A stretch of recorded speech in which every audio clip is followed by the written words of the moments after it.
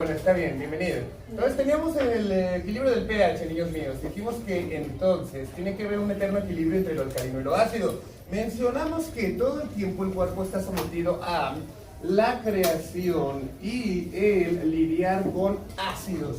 Los principales, por supuesto, los principales actores son el dióxido de carbono y el hidrógeno, pero también habíamos mencionado que siempre puede llegar más ácido. Por ejemplo, el metanol habíamos mencionado como uno de los principales anticongelantes y endulcorantes y alterantes del alcohol, sobre todo al sur de Jalisco. Estoy hablando de ti, Sayula. Ok, dijimos que la urea, un desecho que también, de ser conservado, estoy hablando de ti, insuficiencia renal crónica, también se las cargaría al paciente. También habíamos mencionado los cetoácidos. Y de estos, como vamos a platicar en el tema de diabetes, hay dos principales: el beta-hidroxibutirato y el cetoacetato o acetoacetato. Algunos libros ponen A y otros ponen más ceto. Cetoacetato, o sea, producto de la degradación, producto del uso, por supuesto, de los ácidos grasos monoacilglicerol, ácido graso libre, que estarán de acuerdo conmigo que son la versión más chiquita o micronutrientes, si se quieren, de los lípidos, ¿ok? También habíamos mencionado un medicamento, o más bien un desecho que se llama aldehído, que vendría siendo también un producto de desecho de las grasas, algunos lípidos, pero sobre todo del alcohol. O sea que quien bebe en ayunas tiene que agarrarse bien de la vaca, porque en una de esas va a sufrir una acidosis por exceso precisamente de productos de degradación del aldehído. Posteriormente, claro, haber pasado por la fase 1 de metabolismo hepático, que según la bioquímica estarán de acuerdo conmigo, que es reducción, oxidación, hidroxilación. Y ya si te quieres ir ver muy nice, pues te vas a la conjugación. Venga pues. El aldehído. Teníamos también, habíamos mencionado, si es que no me falla la memoria, un medicamento que se llama isoniazida, uno de los principales antituberculosis que van a ver conforme vayan avanzando en microbiología, si no es que ya lo están empezando a ver, o si no es que a alguien ya le encasquetaron el tema para exponer, nunca falta. Pero si eres de esos desafortunados, dos recomendaciones. Uno, ¿quieres hacer una exposición o poner una exposición bien chida? Métete a mi canal y tengo del Mycobacterium tuberculosis. Haz mal uso del botón de pausa y ponlo precisamente en PowerPoint. Mejor aún, pon Mycobacterium tuberculosis y al final esto, PPT. Te va a llevar a páginas que te van a permitir bajar la presentación ya hecha para que tengas nada más la comodidad de cambiar el nombre del que lo hizo y lo subió por el tuyo. Y listo. Te paras al frente y la técnica clásica del profe, se los volaba de internet, los ponía en el proyector y meramente leía. Y a los maestros les gustaba mucho porque ellos se exponen igual. Ok, entonces, sí, el lactato o ácido láctico. Ustedes saben, y yo sé que el lactato o ácido láctico viene siendo también un producto de la degradación de los carbohidratos. También, spoiler para farmacología, va a ser uno de los efectos adversos principales de los antidiabéticos. Estoy hablando de metformina. Ok, perfecto. El etanol también, el alcohol como tal. El alcohol como tal es un ácido, claro. No hay problema si te tomas un Red Bull con vodka, como se utiliza ahora en las generaciones modernas. Pero si se te va la olla con eso de lo dolido, pues tienes el riesgo precisamente. Por cierto, cada fin de semana cuando ya estén de guardias en su internado o preinternado, va a ser el pan de cada diario, o al menos de los sábados en la noche, traer intoxicados alcohólicos. A esos ya sabemos que les pones agua, les pones azúcar, les pones vitaminas, pero también hay que estarle checando, resguardando el equilibrio del pH.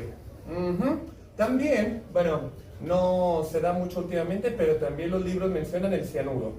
El cianuro en exceso también puede ser causa de acidosis. Por supuesto, también hablando de medicamentos, los ácidos como el ácido acetilsalicílico, el ácido acetilsalicílico, uno de los medicamentos más utilizados precisamente para dominar el dolor, mucho tiempo atrás para las migrañas, pero ahora para protección de que no nos infartemos a posterior a los 65 años. Está bien. Sí, por alguna razón también mencionan mucho algunos libros el tolueno, que es un producto químico que se utiliza en la elaboración de colorantes, sobre todo. Nunca falta, ¿verdad? El nene que le da un trago a la pintura. Pero ahí tenemos uno de los principales ejemplos de cómo hay más ácidos que alcalinos. Ese es el verdadero problema. Cuando tengamos un paciente, siempre le tenemos que estar buscando, siempre tenemos que estar monitorizando el pH. ¿Por qué? A pesar de que hay demasiados ácidos, solamente tenemos 2 alcalinos para amortiguar. Dijimos, uno volátil, que es el oxígeno, y segunda, el bicarbonato. ¿Ok? Todo este último cortesía del riñón, el otro cortesía de la fotosíntesis de los árboles. O sea que si vas a la Ciudad de México, obviamente, que ya está muy arboleado, también hay alta concentración de monóxido de carbono y te mueres. ¿Ok? Bien, o sea, moraleja, no se vayan a vivir a México. A la Ciudad de México no, vayan y paseen, nada más. Pero hasta ahí. Ok, entonces, nos habíamos quedado en que estos serían ácidos sobreagregados. Existe una ecuación, existe una fórmula que se llama la fórmula del anión GAP. Y esta dicta que a lo que tenga el paciente de sodio en sangre le vas a restar la suma de lo que tenga de cloro más bicarbonato. Ok, entonces esta ecuación se utiliza muchísimo en las salas de urgencias, en las salas de los hospitales. ¿Por qué? Porque cuando tengamos una situación de acidosis o alcalosis, mejor dicho, bueno, la acidosis principalmente en un paciente que tenga riesgo precisamente de morirse por su pH alterado, tenemos que saber, número uno, si el problema de la acidosis del paciente viene cortesía de los principales alcalinos y ácidos como tal, o si hay otro sobreañadido, investigarlo por medio de nuestro chismógrafo. Por ejemplo, hagamos un ejercicio.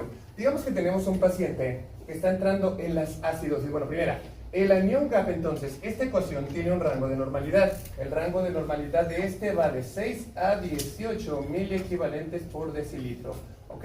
Anotado. Entonces, siempre y cuando el paciente tenga el anión GAP o esa fórmula dentro de rango, investiga entonces porque estos 4 principales actores son los que están jugando. Arranquemos. Digamos que nuestro paciente tiene un 140 miliequivalentes de sodio, lo cual sería algo normal. Y digamos que entre el cloro recuerda, y estarás a medir así, si es cierto, profe, debe estar entre 98 y 103 miliequivalentes. Vamos a poner 98 miliequivalentes más la concentración de bicarbonato, que no me acuerdo si lo habíamos puesto en una tablita, pero bueno, vamos a ponerle ahí que tiene 26. Ahí estamos, mira.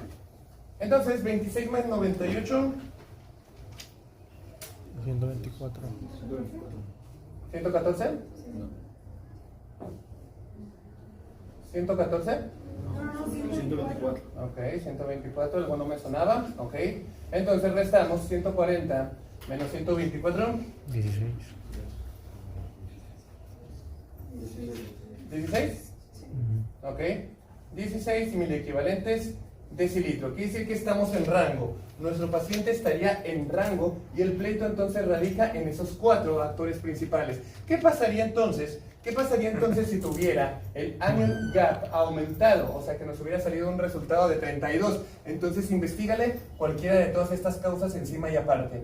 Porque el paciente puede que haya ingerido algún medicamento, algún colorante, alguna situación de hipermetabolismo graso y no te lo haya dicho. En especial, por ejemplo, si el paciente viene en una condición denominada cetoacidosis diabética. Mira, porque ahí tendría exceso de estos. Pero en su momento vamos a platicarlos. Ok, pero te oigo preguntar, profe, ¿y qué pasa si el anion GAP está hacia la baja? Casi siempre se debe a alteraciones en los electrolitos. Casi siempre se debe a las alteraciones en los electrolitos, principalmente calcio y potasio. Puede ser, pero ahí lo que nos debe de importar es cuando va a la alza, porque tienes que investigar todos estos. Por supuesto, habrá pruebas especiales y obviamente un buen chismógrafo nunca está de más. Pero bueno, platiquemos entonces de los reguladores. Los reguladores del pH. Bueno, por supuesto, si estamos hablando que uno de los principales alcalinos, que uno de los principales alcalinos del cuerpo es el oxígeno y el bicarbonato, perdón, el oxígeno y el dióxido de carbono, por supuesto que todo lo que le pase a este picarón o picarones a el pulmón nos va a afectar. ¿Por qué siempre me perseguirá ese tipo del motorcito? Diario pasa lo mismo. Diario me le alejo y diario me busca. ¿Será una señal del universo? ¿Será que tengo que salir y hacer amistad con él? No, creo que no. Por el sonido. Y yo ya hice mi solicitud y ya les dije, ¿por qué no le dan una escoba? Pues no le da una escoba, porque le tiene que dar un motorcito que sí es cierto, avienta las hojas, limpia los pasillos, pero avienta monóxido de carbono en forma de humo al ambiente. O sea, nos quita hojas, pero nos echa humo. Dígalo. En fin. Entonces recordemos pues que el pulmón nos tiene que hacer un paro por medio del proceso de cambalache. El cambalache de oxígeno por dióxido de carbono. Recordemos entonces que una de las principales ecuaciones, otra fórmula para variar, una de las principales fórmulas para calibrar que nuestro pulmón está haciendo una adecuada hematosis es el famosísimo y bien amado ecuación de la ventilación-perfusión. Recordemos, giramos la ruleta de la fisiología para recordar entonces que esta es una ecuación que tiene que estar en un rango de normalidad, pregunta de Nacional, pregunta de Ceneval, de 0.8. Es una formulita bien simpática que dice, mira, profe, ¿tú quieres saber si el pulmón está chachando adecuadamente? Sí, pues entonces pregúntale cómo chacha, pero pulmón o pulmones, pues, mi bastardo desgraciado, pero mira, si estuviera yo en el 106, allá tuviera. A ver, déjame ver, el gordo pelado. Sí es. Cazafantasmas. Pero bueno. Se puede hacer eso a las 5 de la mañana, cuando no hay clases.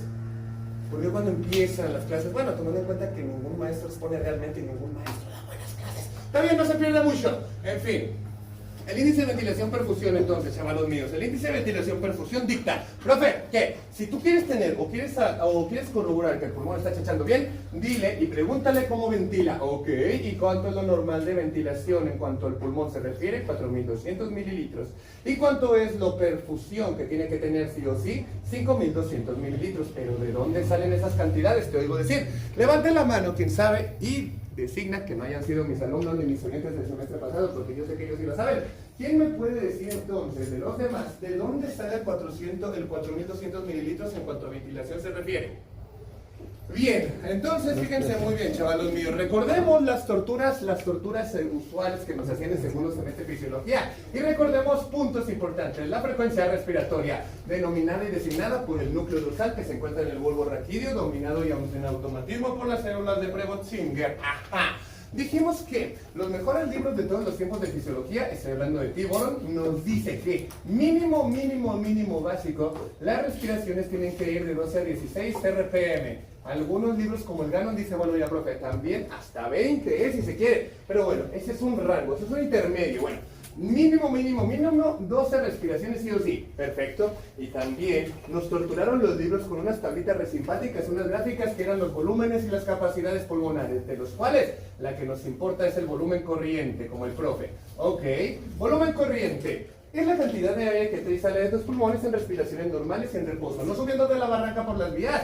No. Las respiraciones normales como las que tú tienes en este momento porque no estás nervioso y no saliste corriendo. Ajá. Es de 500 mililitros. O sea que respiramos en una respiración entrada y salida de aire normal cuando estamos en reposo. ¿Una boca de medio? Sí, pero en aire. Acuérdate que el aire se mide en mililitros. El volumen corriente, 500 mililitros. Venga, anotado. Ahora, yo preguntaría, bueno, ¿esto es lo que entra a los pulmones? ¿Qué no? Sí, y como respiro mínimo 12 veces al día, 12 veces por minuto, entonces al día estás muerto, profe, you are dead, y te comen los zombies. Ok, 500 por 12 igual a 6.000, creo.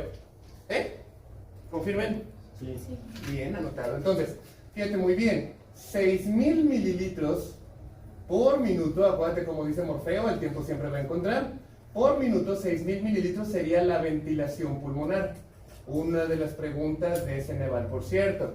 El Ceneval te dice, oye, ¿qué? Quiero saber, o que me digas cuánto es en mililitros la ventilación pulmonar en reposo. 6.000. ¿Por qué? Porque con cada bocanada son, Cerati, porque con cada bocanada metemos 500 mililitros. Y si mínimo básico respiramos 12 veces, ¿qué sientes que la ventilación pulmonar vendría siendo en promedio 6.000 mililitros?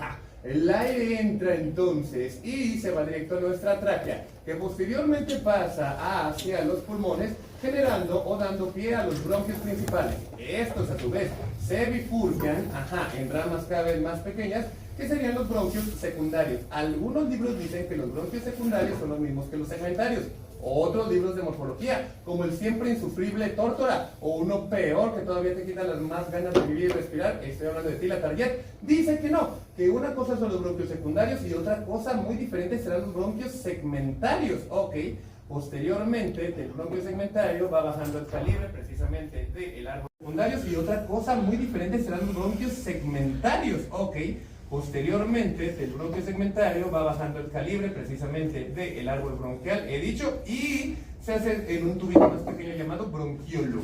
El bronquiolo sigue dividiéndose, sigue bajando, el bronquiolo sigue bajando y se divide en bronquiolo terminal, luego bronquiolo respiratorio, luego conducto alveolar, luego saco alveolar y finalmente lo que nos atañe, la florecita multilobulada del alveolo. ¿Otra vez? Sí, otra vez ya, de arriba hacia abajo. Tráquea, sí, pues sí, un golpe a la tráquea. Bronquio, bronquio secundario, vamos a hacerle honor al Tórtora. Bronquio segmentario, porque se segmenta, aunque todo se segmenta en realidad, pero bueno, en fin, y hacia abajo entonces ya empiezan las vías respiratorias chiquitas, el bronquiolo, luego seguiríamos con el bronquiolo terminal, seguiríamos con el bronquiolo respiratorio, para terminar en tres estructuras juntas y pegadas que serían el conducto alveolar, el acrónimo favorito del profe, mira, ALB, alveolo, conducto alveolar, seguiríamos con el saco alveolar, algo lindo vendrá, y finalmente con el alveolo en sí, a la vacuna, elegí, agarra lo que quieras. Bueno, fíjate muy bien, aquí lo que nos tiene que interesar es que, ¿cuántas de estas estructuras, queridos niños, hacen hematosis? Bueno, mira, solamente hacen hematosis de la línea punteada amarilla para abajo. Ok, anotado. Entonces, tú le dices, oye, bronquiolo respiratorio, ¿qué? ¿Tú haces intercambio de oxígeno por dióxido de carbono? Sí. Yo intercambio el dióxido de carbono por oxígeno sí o sí. O sea que si le preguntas al bronquiolo terminal, oye, bronquiolo terminal, ¿qué?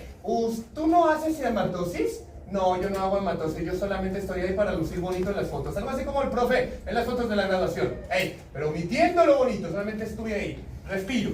Ok, la hematosis. Bueno, solamente posta para que nos recordemos un poquito de la morfología básica. De aquí a acá, las paredes están hechas de cartílago. O sea, del material del que está hecho tu oreja. El lóbulo, el hélix, el antehélix, el trago y el antitrago de tu conchita de tu oreja, está hecho de eso. Y de ahí para abajo, ¿qué, profe? De ahí para abajo las paredes constan de músculo liso reactivo a la adrenalina y a la acetilcolina. Aguas y anoten eso porque vamos a ver un tema súper divertido y muy bueno, muy padre, muy sencillo que se llama coquiasma. Ok, entonces, músculo liso. Oye, pero hay dos tipos de músculo liso. Bueno, unitario pues. El que actúa todos al mismo tiempo, sí, exactamente. Todos actuamos al mismo tiempo, profe. Todos somos Megan. Ok, anotar. Entonces, bueno, ¿y todo este rollo por qué, profe? Bueno, para ilustrar un punto. Si estamos hablando de que el árbol bronquial es enorme, es extenso, pero solamente sigue las flechas Dorothy. Solamente estas estructuras van a ser hematosis. Entonces es aquí cuando viene el concepto de espacio muerto anatómico. ¿Qué es eso? Bueno, el espacio muerto anatómico quiere decir que es el aire que va a entrar junto con el volumen corriente, pero se va a quedar atrapado en un lugar donde no puede hacer cambalache. Sí, fíjate muy bien. Entra aire por la tráquea, entra aire por los bronquios, entra aire por el bronquio secundario, segmentario, bronquiolo terminal, pero ese aire se va a quedar ahí, no va a ser cambalache. Entró, no alcanzó el alveolo y así se regresó. No sirvió para nada, solo entró y salió. El que nos sirve y nos atañe precisamente sería el aire que sí alcanza estructuras hematóxicas. Ok, anotado. Entonces aquí tendríamos 2 puntos, ok.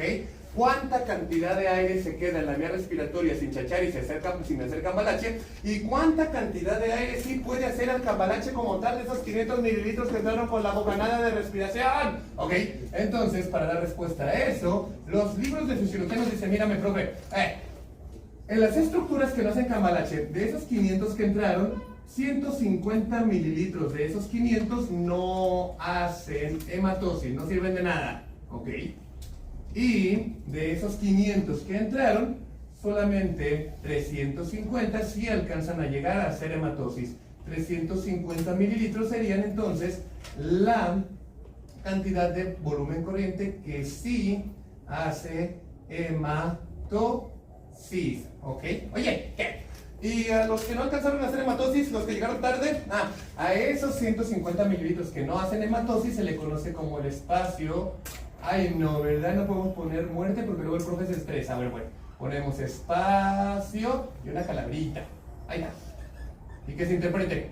Espacio Halloween anatómico. Ojo, porque existe un espacio muerto fisiológico, que es lo que vamos a ver en EPOC. Pero spoiler, profe, ¿qué? ¿Cuál es la diferencia entre espacio muerto anatómico y espacio muerto fisiológico? Bueno, el espacio muerto anatómico es el aire que entró y no hizo cambalache porque no alcanzó a llegar. Pero el espacio muerto fisiológico es cuando las estructuras que sí hacían hematosis se van a la fregada. Por ejemplo, en el EPOC vamos a ver que el alveolo se llena de cicatrices y de destrucción. Mientras más espacio haya en el alveolo con cicatriz, menos cambalache va a hacer. Bueno, entonces a este espacio, mientras más se pierda territorio para el cambalache, estoy hablando de ti, regla O'Reilly de Fix si se quiere, no va a haber cambalache, menos oxígeno para el paciente y este se llama espacio muerto, pero fisiológico. O sea, estructuras que fisiológicamente sí hacían cambalache, ahora se fueron a la fregada por cicatriz, inflamación, pus o una infección. Estoy hablando de ti, estreptococo neumonía. Y las otras meramente por su estructura y su diseño no llegaron a la hematosis. Unas por diseño, otras por joderse. ¿Sí, más o menos? ¿Hay alguna duda, alguna deuda en cuanto a lo que se refiere con espacio muerto anatómico y fisiológico? ¿No? ¿Todo bien? ¡Qué bueno! Lo borro aquí porque quedó ahí todo manchado y no me gusta. Ahí está. Vamos a poner ahora sí hematosis y algo para espacio. Bueno, ahora, después de todo este quilombo, fácil. Lo que nos importa y que lo que nos atañe aquí, niños míos, sería que la cantidad entonces que sí llegó a hacer hematosis, ¿350? Sí. Entonces eso, yo le digo, oye, alveolo, ¿qué? ¿Sí te llegaron a ti a tus... Ay, madre mía. ¿Sí te llegaron a ti a tus estructuras esa cantidad de aire por el volumen corriente que sí puede hacer hematosis? Sí. Ok, entonces, ¿cuántas veces respiras mínimo por minuto? 12. Mínimo por minuto 12, profe. Así que, a darle duro, ¿ok? Entonces, si respiramos mínimo 12 veces por minuto, por 350 mililitros de aire que sí hace cambalache, tendríamos entonces un resultado de 12 por 350. 4.200. 4.200 mililitros de volumen de ventilación alveolar, donde sí corresponde, lo cual nos daría la B en la ecuación ventilación-perfusión. ¿Desde dónde jodidas? ¿De dónde caramba sale la B en la ecuación ventilación-perfusión? ¡Profe! De el aire del volumen corriente que se alcanza estructuras hematóxicas multiplicado por el mínimo básico de veces que tú respiras por minuto y ahí está. Ok, perfecto, anotado. Pero ¿de dónde viene la Q?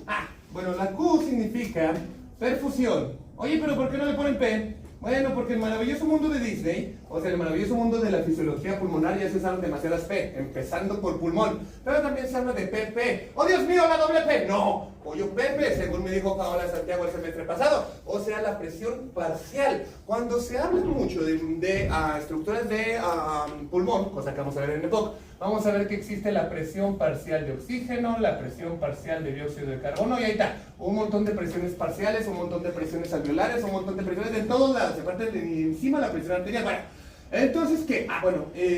Posta. ¿Qué es lo que es, Fernanda? ¿Tú sabes qué es lo que es? O si yo te viera un día en algún lado y te digo, oye, dime, ¿qué es la presión parcial?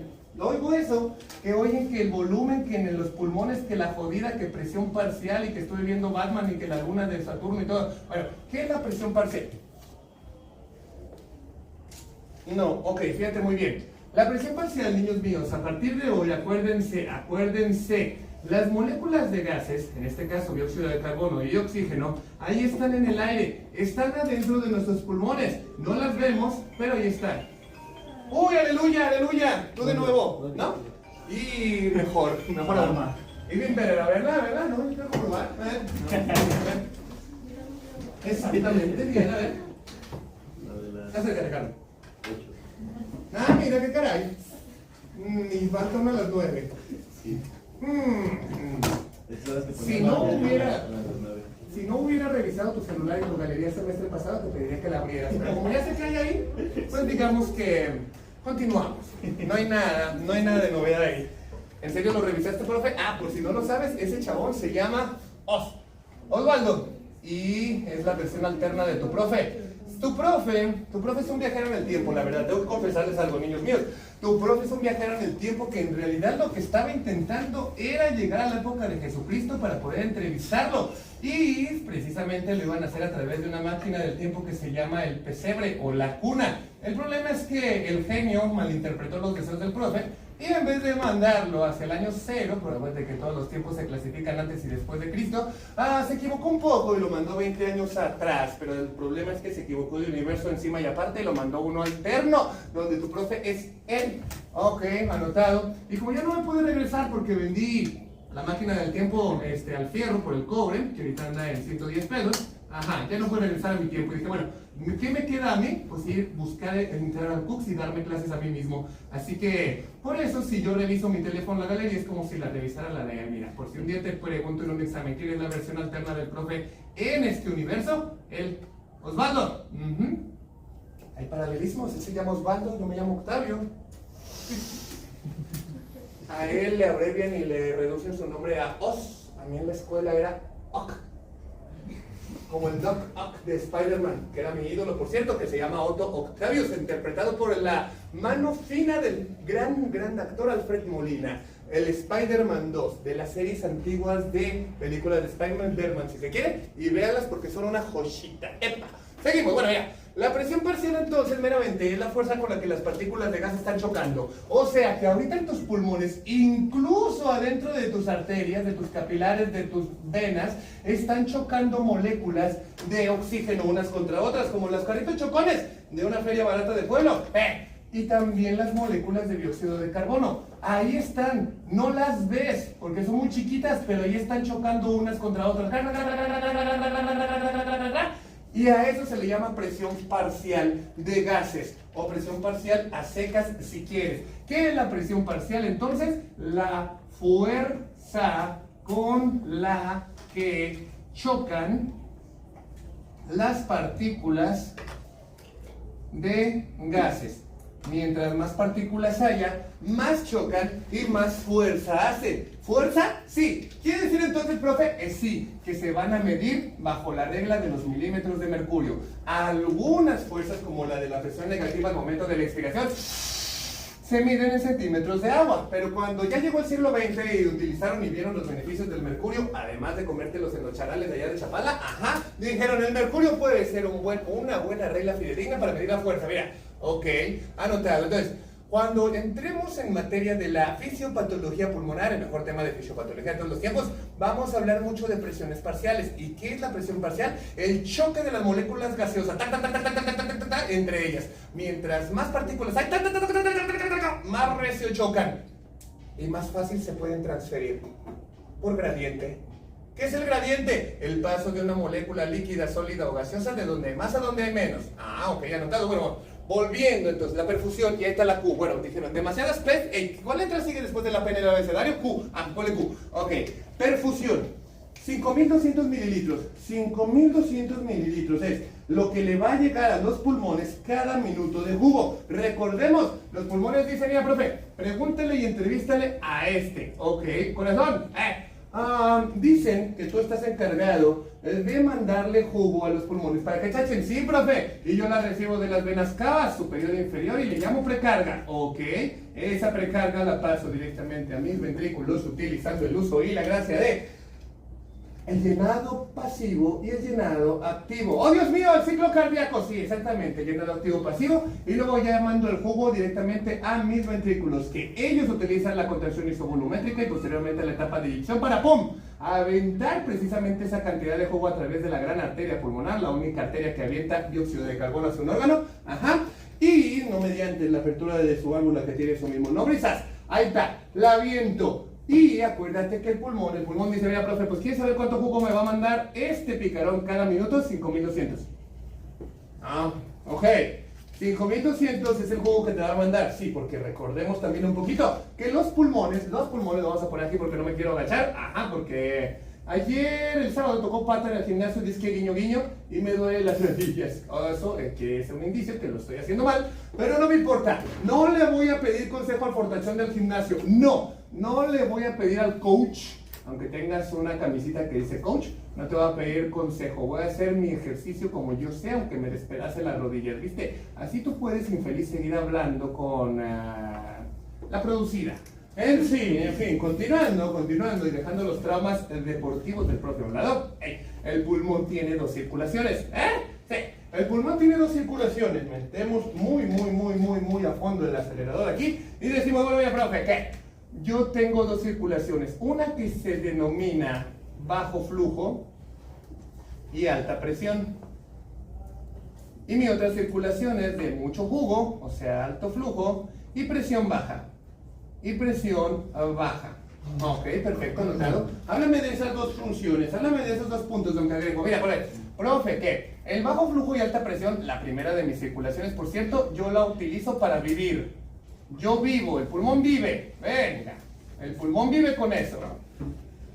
O sea, es la sangre que le llega para nutrirlo como órgano. Ok, meramente empieza por ahí. El pulmón es un órgano, que trabaje con sangre es otro rollo como el riñón, pero necesita sangre para vivir, para comer, oxígeno, glucosa, proteínas para renovarse, vitaminas para chachar. Ok, perfecto, vive con eso. ¿Cuánto es con lo que vives pulmón? 450 mililitros. 450 mililitros es con lo que vives. Sí, chale, ni siquiera una coca de medio. ¿Qué barato sales? Sí, exactamente, profe, qué barato sales. Vete con bingo. Ok, entonces, ¿a qué presión lo recibes? Más o menos a esta presión, mira. ¡Oh, Dios mío! La presión arterial. Claro, ¿por qué? Porque la arteria bronquial, que es una rama directa de la aorta torácica, me está nutriendo. Recién salidito el chorro de sangre del corazón llega a mí con mucha fuerza. Es por eso, ¿viste qué? La circulación con la que el pulmón se nutre y vive se llama circulación de bajo flujo, porque son 450 mililitros con lo que vive, y alta presión porque viene directito y derechito de la aorta. Ok, anotado. Y la otra circulación nos dice el pulmón, la otra circulación es con la que trabajo, para lo que me diseñaron, ¿ok? ¿Alto flujo? Sí. ¿Por qué alto flujo? Porque cada minuto me avientan 5200 mililitros para que yo los trabaje, los cambalaché por oxígeno al dióxido de carbono y luego regresaron al lado izquierdo. Ok, entonces, a diferencia de con lo que comes, 450, con lo que trabajas es un montón. Sí, exactamente.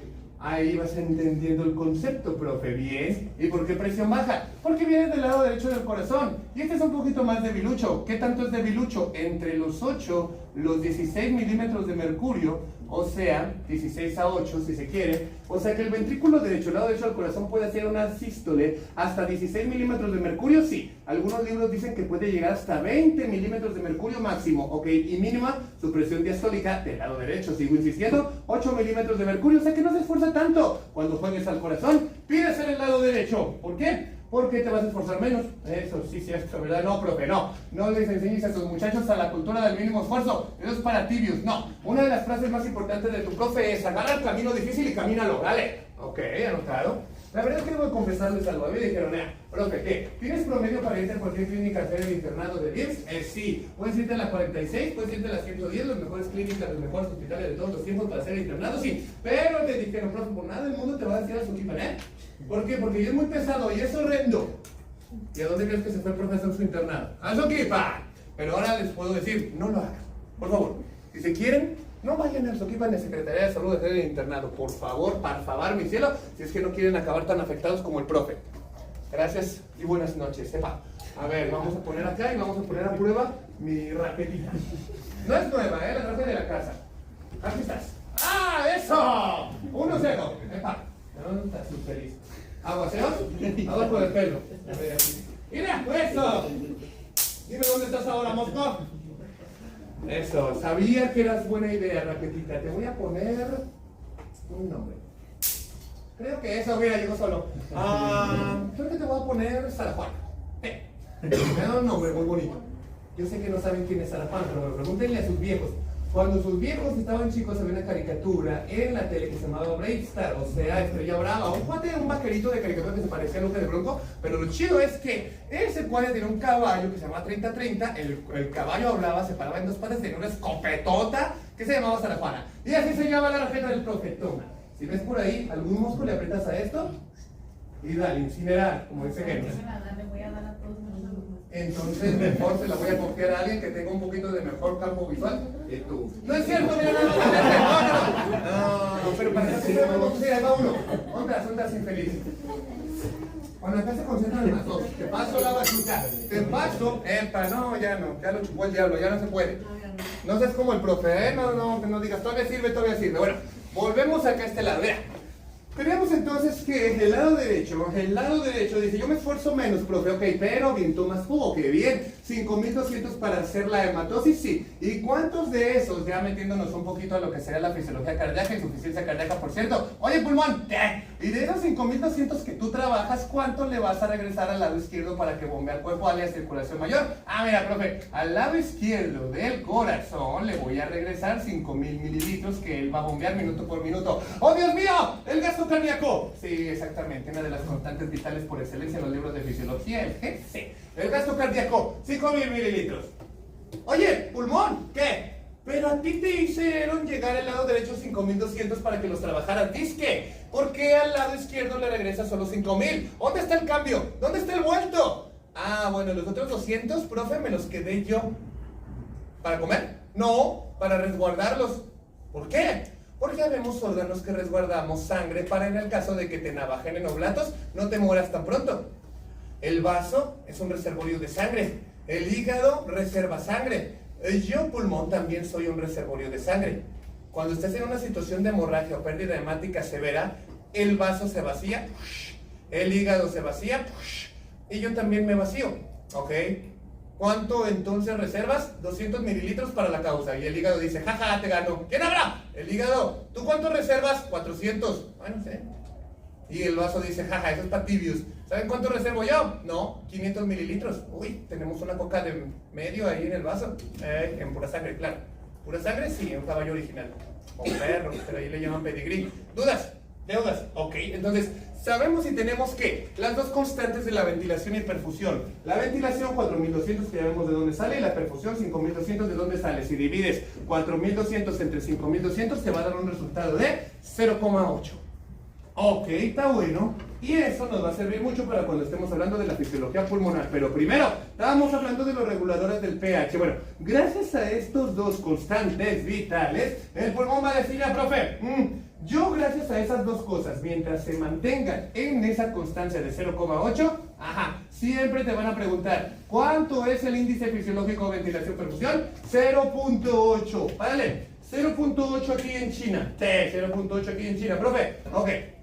Ahora, el pulmón dice, teniendo en cuenta, profe, dos cosas. A mí me tiene que llegar aire adecuado cada minuto, ¿verdad? Sí. Y también tengo que tener a disponibilidad un vaso sanguíneo decente. Sí.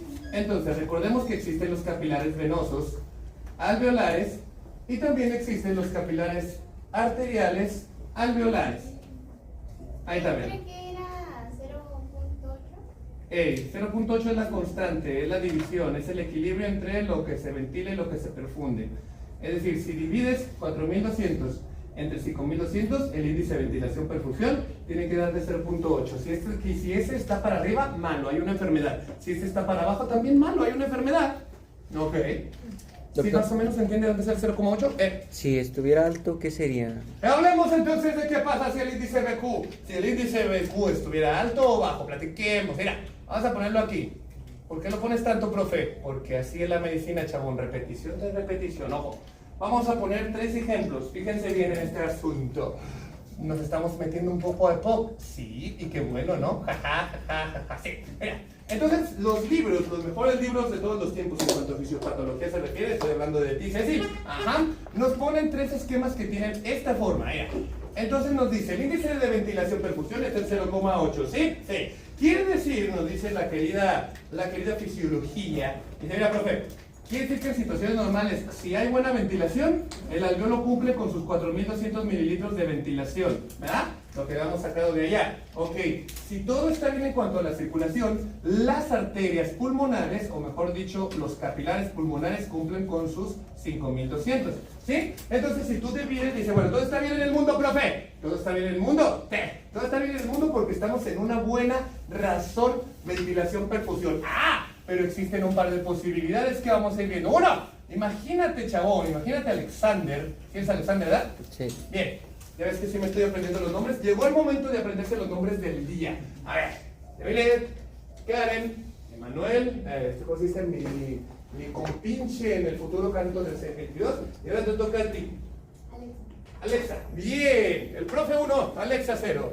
Ah, pero no me estoy refiriendo a ti, estoy refiriéndome a la inteligencia artificial con la que tengo pleito casado. Y el día que Alexa pueda emular una clase mía, ese día buscaré otra opción, otra razón, otro punto para mejorar mi clase y que sea inimitable, como lo tenemos que hacer todos nosotros en esta vida, ¿verdad? Tenemos que volvernos necesarios, irreemplazables, indispensables, inquebrantables, indoblegables, pero sobre todo tenemos que volvernos invencibles. La mejor serie de superhéroes de todos los tiempos. En caricatura, por supuesto. Imagínate entonces, Alexander, que a esta persona le pega COVID o le pega neumococo. Quiere decir que todos sus alvéolos, todo su árbol bronquial se va a llenar de flemas, alias pus, alias secreciones, alias tosele. Ajá. Pero aparte y encima, la inflamación de la toxina bacteriana va a empezar a cerrarle los bronquios. Ahí entonces va a entrar todo menos aire, ¿verdad? El aire va a decir, ¡epa! ¡No puedo entrar, profe! ¿Por qué? Porque los bronquios están hinchados. O, imagínate que le dio un ataque asmático, el músculo liso unitario, ¡pum! Se cerró, se colapsó y ¿qué entró? Nada de aire. Los volúmenes empiezan a disminuir y el alveolo dice, mira, profe, ¿qué? Mi volumen o mi ventilación alveolar no está llegando completa porque todo mi árbol bronquial está lleno de pus, de mocos, de ceniza, de inflamación o de asma, o todos juntos, peor porque se da, ¿eh? Entonces imagínate, ¿qué pasaría ahí? Disminuye el aire que está entrando. E entonces, imagínate que ya no son 4.200, sino que sean 2.700 porque este trae una neumonía. El alveolo dice, mira, pues no te voy a cumplir este mes. Ah, ¿no? No. Pero las arterias dicen, mira, profe, yo sí estoy cumpliendo, yo sí estoy dando mis 5.200. Perfecto. Entonces ahí el problema está en la ventilación. La perfusión está bien, la ventilación no. Entonces, dividamos 2.700 entre 5.200. 2.700 entre 5.200. ¿No tienen calculadora? .5. 0.5. Ok. Un índice de ventilación-perfusión hacia la baja, o sea, debajo de 0.8, es igual a el cual tiene un problema en la ventilación. Puede ser neumonía, puede ser asma, puede ser EPOC, puede ser que se comió una calota. ¿Qué es una calota? Una canicota. ¿Más o menos? Ok. Pero existe una tercera posibilidad. Mira, el problema ahora imagínate, hijo, que dice la alveolo, mira, pues yo estoy bien y a mí sí me está llegando y entrando aire, no tengo ninguna obstrucción, yo cumplo con mis 4.200 mililitros de aire corriente, ¿viste? Sí, pero las arterias dicen, bueno, aquí yo tengo un problema, a ver, bueno, aquí mi problema es que, profe, que esta persona tenía varices y se le zafó un coágulo y se fue por el sistema venoso y ese terminó el corazón derecho y me lo aventaron hacia los pulmones y ese coágulo atoró, mira, se quedó aquí atoradito y ahí va, ¡pum! ¿Qué pasó? Me tapó la circulación. Entonces ya no vas a recibir tus 5.200. No, imagínate que ahora estoy recibiendo 3.100 porque fue una trombosis masiva, un acumuladero de coágulos masivo. Ok, anotado. Entonces si yo hago la operación ventilación-perfusión, ajá, 4.200 entre 3.100. 1.3, o sea, índice de ventilación-perfusión, ¿qué? Elevado. ¿Y eso se traduce en qué? Las arterias fallaron, falló la perfusión. Otra vez, ventilación-perfusión a la alza, falló la perfusión. Ventilación-perfusión a la baja, falló la ventilación. Entonces, fíjate muy bien, spoiler, una pregunta estilo nacional. A ti te van a llegar en el nacional, ajá, ese horrendo examen que hacen durante 14 horas, 450 preguntas, de las cuales 50 vienen en inglés. Te van a venir y van a decir, bueno, mira, aquí tenemos un paciente vivo que llega contigo a tu valoración en urgencias y ese paciente lo único que sabemos es, tiene un índice de ventilación-perfusión de 0.3. El paciente tiene opción A, tromboembolia pulmonar. Opción B, tiene hipertensión pulmonar. Opción C, tiene colapso circulatorio de los capilares pulmonares, alias atelectasia y alvéolos. O opción D, neumonía por COVID. ¿Y tú dices? Neumonía por COVID. Neumonía por COVID, porque al estar el índice de ventilación-perfusión bajo, el problema está en la llegada de aire, no en la perfusión. Contrario a otra pregunta del nacional. Llegas con un paciente vivo, uy, ya ventilación perfusión está en 1.5. Opción A, COVID. Opción B, neumonía. Opción C, tuberculosis. Opción D, tromboembolia pulmonar. Tromboembolia pulmonar, ¿verdad? Porque ahí se estarían tapando las arterias. O sea, no te van a decir, este tío tenía antecedentes de varices y fumaba, no. Te van a dar nomás el ventilación perfusión y las opciones. Y tú tienes que saber que un ventilación perfusión a la baja es problema de la ventilación, un ventilación perfusión a la alta es problema en la perfusión. ¿Viste? Más o menos. ¿Dudas?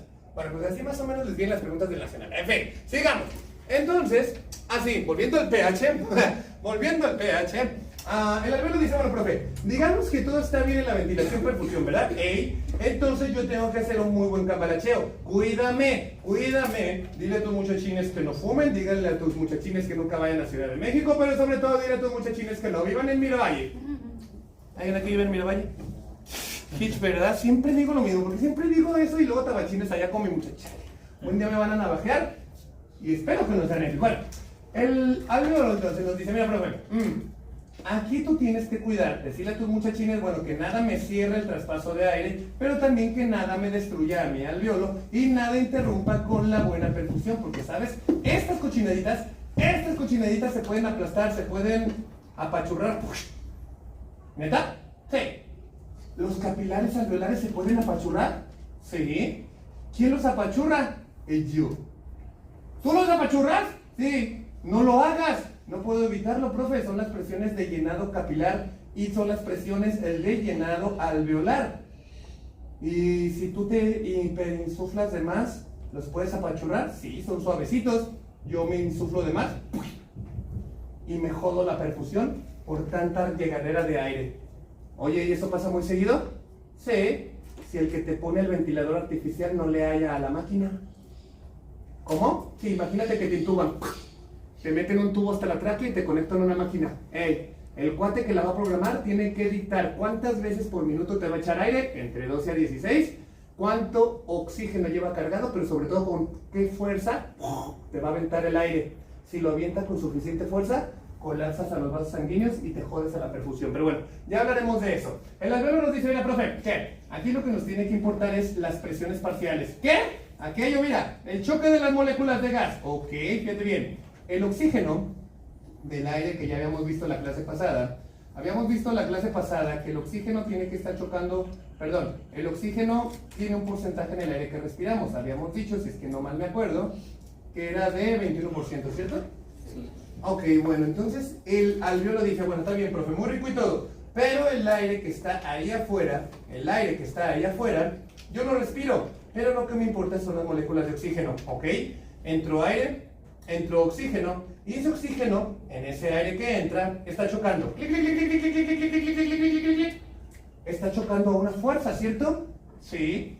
¿Cuánta fuerza? Oxígeno. ¿Qué? ¿A cuánta fuerza están chocando en el alveolo cuando llegan al alveolo? ¿Con cuánta fuerza chocan? En promedio, profe, 104 milímetros de mercurio. A esa fuerza llegamos al alveolo chocando entre nosotras. ¿Ok? Y nosotras tenemos la consigna de a través de la membrana del alveolo pasar directamente hacia la sangre. ¿Y cómo lo van a hacer? Por el gradiente. ¡Oh, Dios mío! ¡El gradiente de nuevo! Sí, el gradiente de nuevo, profe. ¿Y cómo lo hacen? Bueno, mira, profe. Las venas traen poquito oxígeno. Traen mucho dióxido de carbono, pero todavía traen poquito oxígeno. Y aprovechando eso, yo, oxígeno del alveolo, le voy a preguntar al oxígeno que viene en el capilar venoso. Oye, oxígeno del capilar venoso, ¿qué? ¿Vienes mucho? No, no tanto, no estamos chocando tanto. El slam ya se acabó. Ok. ¿Cuánta presión de choque de moléculas de oxígeno tiene el capilar venoso? Alrededor de 35 a 40 milímetros de mercurio. Tú dices, sí, cierto, trae muy poquito oxígeno. Mira, están chocando de a poquito, por eso no trae tanta fuerza. Y el oxígeno del alveolo dice, ¡hurra! ¿Podré meterme entonces? ¿Por qué? Porque yo soy una molécula gaseosa. Hay una membrana semipermeable que es el alveolo capilar. Y por ahí dice que el gradiente dice que voy a pasar de donde hay más a donde hay menos. Entonces de esa manera el oxígeno entra, aumenta su presión por su presencia, y para cuando sale al lado izquierdo del corazón ya hay tantas moléculas de oxígeno que están chocando entre esto y 104 como venían. Ok, entonces Si yo quiero valorar el oxígeno en una persona, y me conviene más sacarle sangre de una arteria, no de una vena. Exactamente, chabón. Entonces el proceso de hematosis es así, profe. Y aprovechando el comercial, el oxígeno es un alcalino. Ah, ok, entonces tenemos que saber esto. La presión con la que llegan las moléculas de oxígeno jugando luchitas al alveolo y la presión con la que ya se agarran en el metro de Ecatepec para irse. En Ecatepec no hay metro, profe, perdón, Ermita. Ok, perfecto, entonces ahí lo tenemos. ¿Por qué te digo esto? Porque son parámetros que se miden en la gasometría. ¿Gasometría? Sí. Recordemos que para medir el pH de una persona le vamos a sacar sangre de la arteria radial, mismo lugar donde habíamos platicado que los perturbados, o sea, el profe, te van a saludar. Es cuando dicen, hola, ¿cómo estás? Buen día. Me das la mano y te doy la muñeca. Bueno, y luego te hago una reverencia, ¿verdad? Te estoy tocando la arteria radial para ver cómo está, si te doy miedo o si te asusto mucho. Bueno, fíjate muy bien, primer parámetro del pH. ¿El pH tiene parámetros? Sí. Y uno de los parámetros en esa etiquetita de Soriana que te van a dar el gasómetro o gasometría si se quiere, va a ser la presión parcial de oxígeno. La etiquetita del pH dice, bueno, mira, profe, ya le sacamos el oxígeno, la sangre a este paciente de la arteria, bueno, te presento entonces el primer parámetro de la gasometría para saber que nuestro paciente está bien. La presión parcial, aquí será una P chiquita, presión parcial de oxígeno que tiene que estar entre 60 a 100 milímetros de mercurio porque están midiendo la fuerza con la que está chocando. ¿Por qué 60, profe? ¿Por qué 60? ¿Por qué tan bajito? ¿No acabas de decir que llegaba al alveolo con 104 y luego se montaba a las arterias con 100? Sí, pero conforme va pasando y ya siguiendo su trayectoria por el cuerpo, pierde fuerza de choque, porque se van repartiendo los músculos del deltoides, del cuello, del bíceps, y para cuando llega a la arteria radial, pues ya lleva menos concentración porque ya se empezó a repartir, ¿viste? Pero mientras no baje por debajo de 60 milímetros de mercurio, es decir, mientras esté en el rango 60-100, todo está bien y está oxigenando de una. Ok, perfecto. Gracias, alcalino. O sea que si yo saco una gasometría, profe, si yo le saco una gasometría a mí mismo, y tengo una presión parcial de oxígeno de 90 milímetros de mercurio, ¿qué? Estás bien. Al menos tu pulmón está oxigenando bien. Está metiendo el alcalino y nada le estorba en cuanto a ventilar y en cuanto a perfundir. Deudas. ¿Todo bien? No mientan por convivir, ¿Cuánto es lo promedio? ¿El promedio? 60 a 100, sí. El promedio de una persona así como tú, como yo, como 80-85 más o menos. En un fumador que todavía no tiene problemas severos con el EPOC anda entre 65 y 70. En una persona, digamos, que es muy deportista, digámoslo así, o en uno que usa broncodilatadores cuando hablando de asma, puede andar entre los 90 y 95, más o menos, en promedio. Si está en 90-95, pues qué bueno, qué mejor, ¿verdad? Desde ese punto, mande. ¿Qué pasa si un fumador se empieza a utilizar los broncodilatadores? ¡Eso! ¡Bien! 2-1, están 1-0. ¿Qué pasa si un fumador empezara a utilizar broncodilatadores? ¿Subiría su...? ¿Qué sube su presión parcial de oxígeno? Precisamente, ¿por qué? Porque la ceniza del fumador, porque el cigarro, lo que los hace viciosos es la nicotina, ¿verdad? Que es un equivalente a la acetilcolina, que es el mediador del juicio de razonamiento, de la lógica, pero sobre todo de la tranquilidad y la relajación.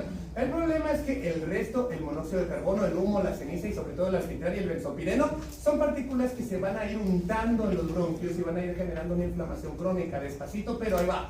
Y van a ir cerrando poco a poco el bronquio, disminuyendo la ventilación poco a poco, pero cuando usan los broncodilatadores, lo abren.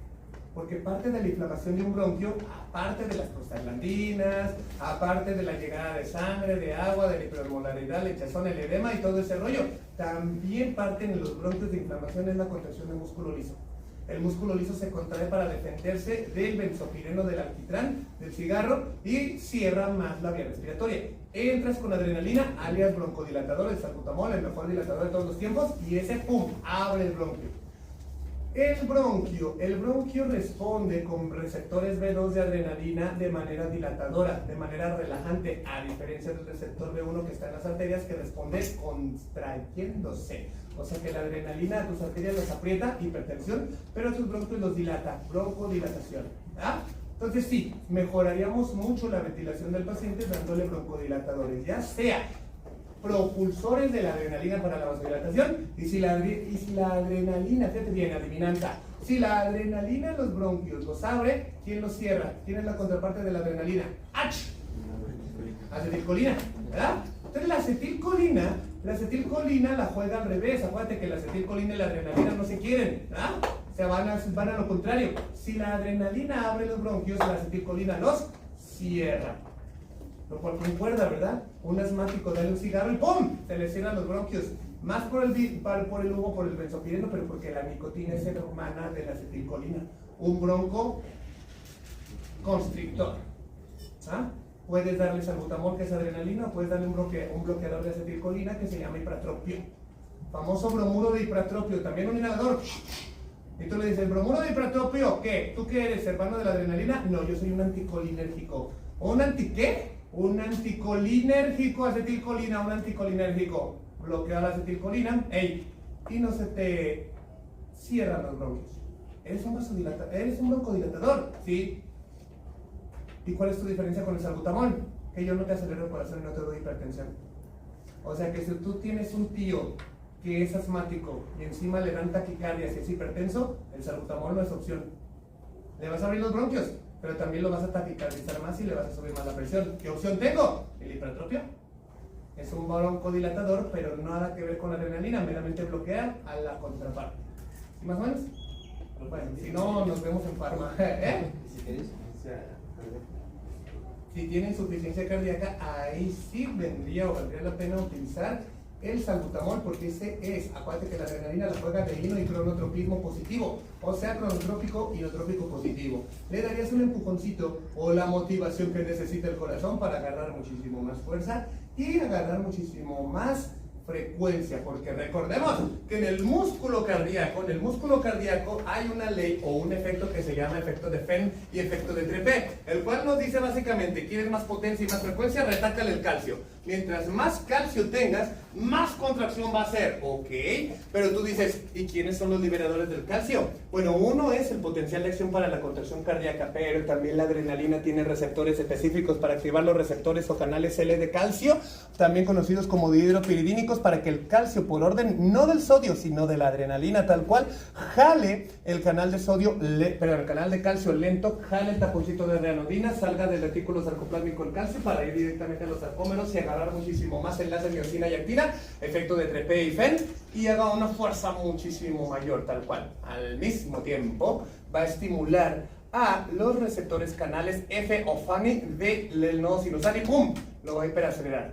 Por eso la adrenalina, salbutamol, acuérdate que la adrenalina sería un control extrínseco del corazón. El corazón tiene dos controles, el intrínseco y el extrínseco. El extrínseco viene del parasimpático simpático, o sea, del H, o sea, acetilcolina, y de la adrenalina respectivamente, extrínseco. ¿Y quién lo domina intrínsecamente? No te muevas. En fin, sí, internamente el control intrínseco del corazón, ¿quién se lo da? La precarga. La ley de Frank-Starling, ¿verdad? Si tú le metes más jugo al corazón, él tiene la consigna de ¿qué? De moverlo. Entonces, el corazón dice, bueno, yo tengo un control intrínseco, profe. ¿Cómo? ¿Quieres acelerar? ¿Quieres acelerarme? Retácame más jugo. Ok, retácame más precarga y yo veré cómo le hago para moverla. Aumento mi fuerza, aumento mi frecuencia. Control intrínseco, control extrínseco. La ley de Frank-Starling, ¿verdad? La famosa reflejo de Frank-Starling del corazón. Le metes más jugo, este hace más fuerza. El corazón da lo que recibe. ¡Epa! ¡Qué poético, profe! Sí, sigamos. Así. Entonces, el pulmón dice, bueno, para dominar este rollito del pH, yo necesito, pues, profe, que siempre haya un buen índice de ventilación-perfusión para yo poder retacarte al alcalino por excelencia, al menos volátil. Ajá. ¿Qué es el oxígeno? Cambalacheando entonces en este proceso al desecho volátil por excelencia. Estás hablando en pausas. De nuevo, profe. Bueno, hablemos del dióxido de carbono. El dióxido de carbono es otro gas que también, Fernanda, tiene su propia presión parcial, o sea, su choque de moléculas entre sí en la sangre. No las vemos, pero ahí están.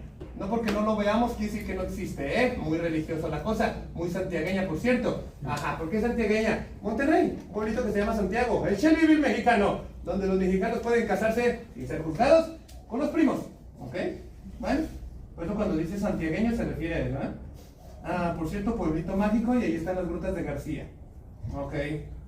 Vayan a las grutas de García. ¿Alguien aquí ya fue a las grutas de García? ¿No? Cuando salgan de la medicina y de la especialidad y tengan dinero y enloquezcan, vayan. Ok, perfecto. Entonces, mira, el dióxido de carbono que viene de las venas dice, profe, pues yo quiero salir. Así como Sasú. Yo quiero salir. Y Timón dice, yo quiero entrar. Exactamente. ¿Estuve viendo el Rey León? Sí, me da mucho tiempo, pero tu profe tiene una buena memoria para las fases humorísticas y divertidas. Y el dióxido de carbono le dice, bueno, profe, fíjate bien. Aquí hay 2 puntos. Tú respiraste aire, ¿verdad? Sí. Y ahí venía en su totalidad, o más bien venía demasiado oxígeno, pero tú no lo notaste, pero también respiraste dióxido de carbono. ¿Neta? Sí, ¿no pasaste por el centro? ¿Por la central camionera? Ah, sí, sí pasé del 645, sí. Ah, pues entonces respiraste oxígeno, aire, mugre, polvo, polen y también dióxido de carbono. Quiere decir entonces que tanto en alveolo hay poquito dióxido de carbono y en las venas también hay dióxido de carbono. Sí, y van a competir con gradiente. A ver, ok, el dióxido de carbono tiene que salir, ¿no? Sí, pregúntale con cuánta fuerza, pregúntale con cuánta fuerza están chocando sus partículas. ¡A dióxido de carbono! ¿Qué? ¿Con cuánta fuerza están chocando tus partículas? Ah, mira, profe, anótate esto y calate, ¿no? ¿Por qué? Porque las moléculas de dióxido de carbono adentro del capilar están a 45 milímetros de mercurio chocando entre ellas. ¿Y a cuánto está chocando el dióxido de carbono del alveolo? A 40. ¡Uy! Madre, una diferencia muy chiquita, ¿verdad? Sí. ¡Oh, Dios mío! Oye, ¿qué? Dice, estoy viviendo en, mira, si estoy viviendo por el centro, ¡ey! Y estoy respirando el humo de los camiones porque mira que abajo de donde estoy rentando porque soy foráneo y allá me rentaban más caro, pero más vintage. Ajá, abajo de donde estoy rentando hay una central camionera, o sea, ahí es la paradera de los camiones y hay un humadal. Pues agárrate de la banca y cámbiate de rentero, ¿por qué? Porque cada vez vas a estar, mira, respirando más CO2, más CO2, más CO2, y si este agarra fuerza, no va a dejar al otro salir. Y por el contrario, ¿él va a qué? A entrar. Por eso las intoxicaciones cuando hay humos e incendios, por eso las intoxicaciones cuando alguien respira aire directo del escape de un camión, por eso las zonas contaminadas que dicen que los IMECAS y que la contaminación del aire, que 8 cuartos, ajá, es peligroso porque hay mucho dióxido de carbono entre ellos. Si tú estás respirando una zona muy contaminada, estás respirando muchísimo más dióxido de carbono que oxígeno. El problema es que mientras más respires dióxido de carbono y contaminación, este agarra más fuerza por sobre este. Lo natural es este, le gana a este y sale. Pero si tú estás respirando demasiada contaminación, este se carga de fuerza y ¡pum! Baja. En vez de entrar oxígeno, entra el dióxido de carbono cargándote de exceso de dióxido de carbono, cargándote del ácido volátil y llevándote a una situación de acidosis y te mueres. Ah, con razón. Sí. De hecho, un sobreviviente de incendio, un sobreviviente de quemazones, un bombero que se fue a apagar el bosque en la primavera, ajá, que llega intoxicado, que hay que ponerle oxígeno y hay que sacarle una gasometría. ¿Para qué? Para ver cuánta cantidad de presión de dióxido de carbono está teniendo porque estuvo respirando humo, por eso les llaman los tragahumo, ¿verdad? Que dicen, ok. Pero en situaciones normales, el dióxido de carbono dice, mira, profe, tú tranqui, yo estoy chocando a esta velocidad, o más bien a esta fuerza, y en el alveolo hay menos. O sea que el gradiente me va a hacer, ¿qué? Salir. Ay, no sé, 5 milímetros de mercurio no me convence. Tú tranqui, profe, porque hay un pequeño as bajo la manga. Aunque esa diferencia es muy pequeña, yo salgo con altísimo éxito, muchísimo más que el oxígeno. ¿Y sabes por qué? No, ¿por qué? Bueno, ahí les va. Por la carga, ¿no? Más que por la carga, por esta cochinadita ahí. Ay, acá estaba, tíralo, abajo. Ay, igual.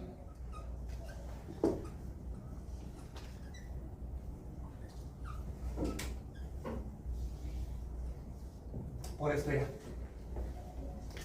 ¿Sí más o menos? La liposolubilidad, ¿ok? ¿Cuánto es? El dióxido de carbono es 20 veces más liposoluble que el oxígeno. El rollo. El dióxido de carbono es muchísimo más liposoluble que el oxígeno.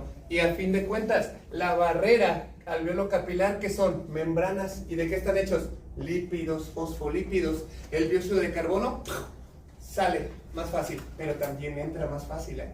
Acuérdense de eso. El dióxido de carbono tiene alta liposolubilidad, el oxígeno no tanta. Sí es liposoluble, pero no tanto. El dióxido de carbono es 20 veces más. Por eso entonces, a pesar de que es una pequeña diferencia entre gradiente, el dióxido de carbono dice tú tranqui porque yo paso en altas cantidades si quiero. ¿Más o menos? Ok, la liposolubilidad es importante, chavalos míos. ¿Por qué la liposolubilidad? ¿Por qué uno es más liposoluble que el otro? Por sus siglas en cuanto a lo que se llevan con los lípidos. Recordemos que la fórmula bioquímica Teodio, Harper y Teodio, sobre todo, ¿cómo se llama ese? Maquis.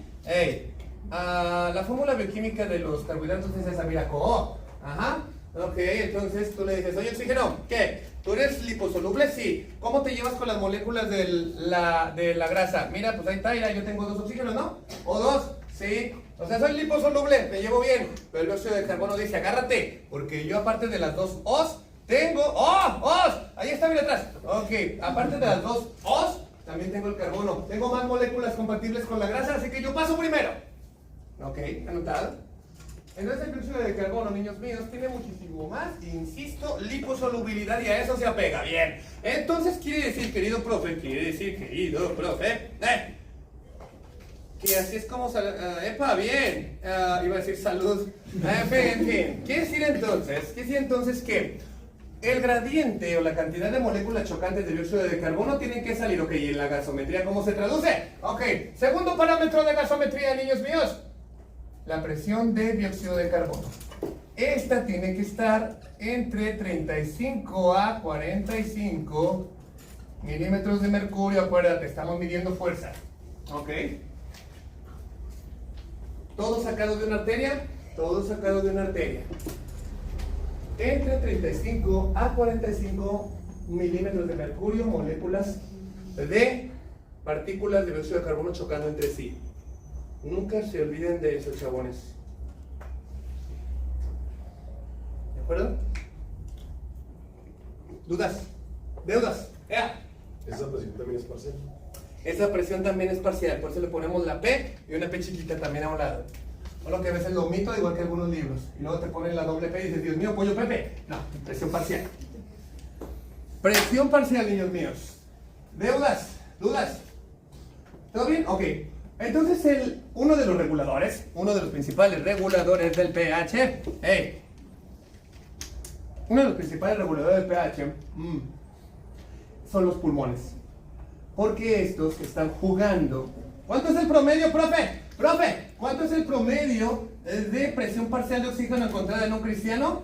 Entre 40 a los 45 milímetros de mercurio de fuerza. Ok. Los pulmones, check. Uno de los principales reguladores. Bueno, platiquemos de otro regulador. Unos bien simpáticos, unos pequeños. Un regulador menor, así se le llama. Un regulador menor del pH. Menor, pues. Las proteínas. Sí. Las proteínas pueden ser reguladoras del pH. ¿En serio? Sí. ¿Cuáles proteínas? Las 3 proteínas que siempre traemos en jaque y que conocemos de la presión coloidosmótica de las fuerzas de Stalin: la albúmina, la globulina y los fibrinógenos. Pero las proteínas dicen, profe, ¿qué? Diles a tus muchachos, que yo proteína, sí, tengo una buena capacidad.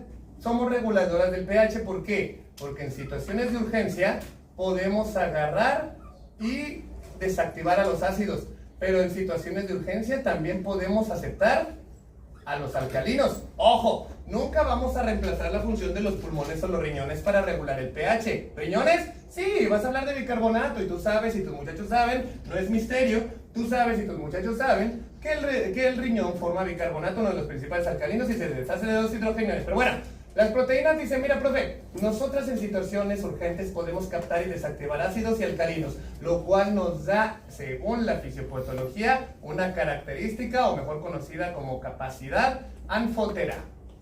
¿Qué es anfótera? Capacidad de agarrar un alcalino y un ácido. ¿Te acuerdas la definición de ácido y alcalino? Que dijimos que un ácido es una molécula capaz de otorgar y regalar un hidrogenión, y un alcalino era una molécula capaz de recibirlo. Bueno, pues las proteínas son anfóteras. Anfótera quiere decir que pueden recibir, dar, y pueden recibir, dar ácidos y alcalinos respectivamente. Claro, insisto, nunca van a reemplazar